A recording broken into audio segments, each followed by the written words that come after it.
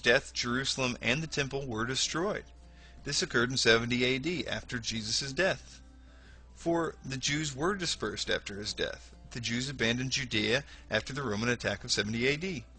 He was a teacher. Jesus was a rabbi or teacher. He lived on after death, and the teachings, Jesus and his teachings were founded the Christian faith. He was a wise king. Jesus was mocked by the Romans as the king of the Jews.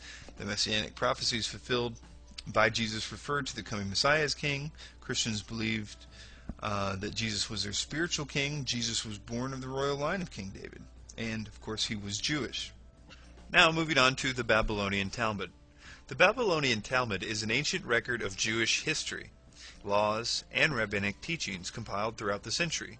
Though it does not accept the divinity of Jesus, it confirms the belief that he was hanged, an idiom for crucifixion, on the eve of the Passover.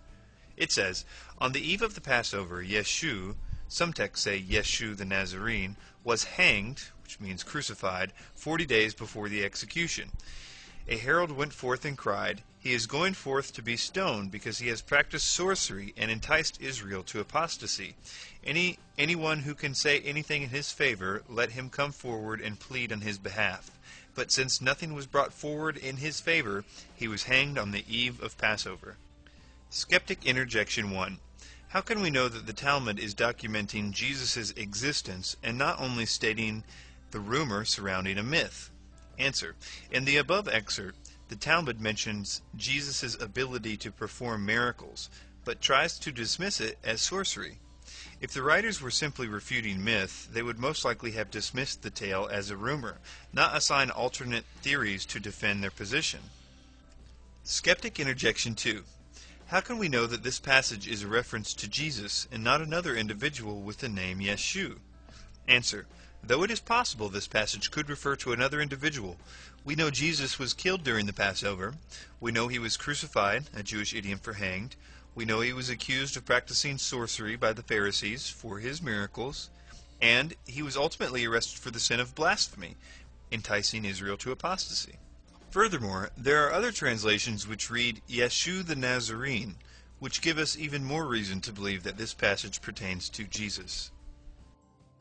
There are many more accounts that refer to Jesus and his existence from the 1st and 2nd century.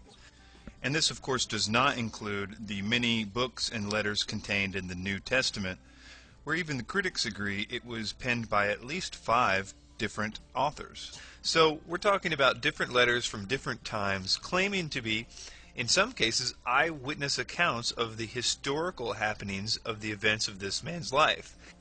Some common questions are, why is there no physical evidence or personal writings to verify Jesus' historicity? The Bible has been accused on several occasions of committing historical errors, but has later been proven accurate through archaeological finds. For instance, the Old Testament mentions a tribe of people known as the Hittites.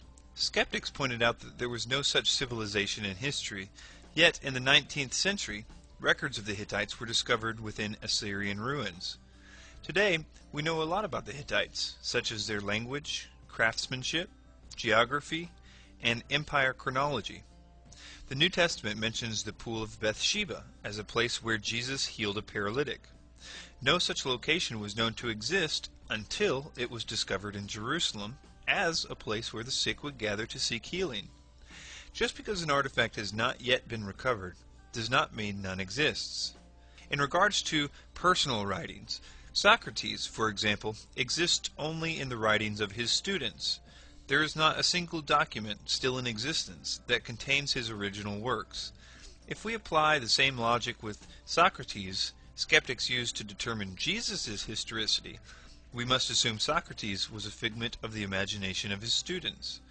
But if we are to accept Socrates as a historical figure based on 4 secondary accounts, we must also accept Jesus as a historical figure whose life was documented by his disciples, historians, and those who rejected his divine claims.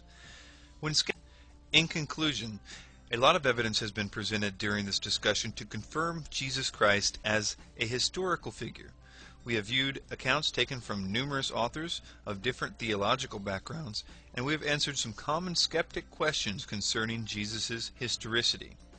I purposely avoided using biblical evidence to support the existence of Jesus because that would be using the Bible to prove the Bible.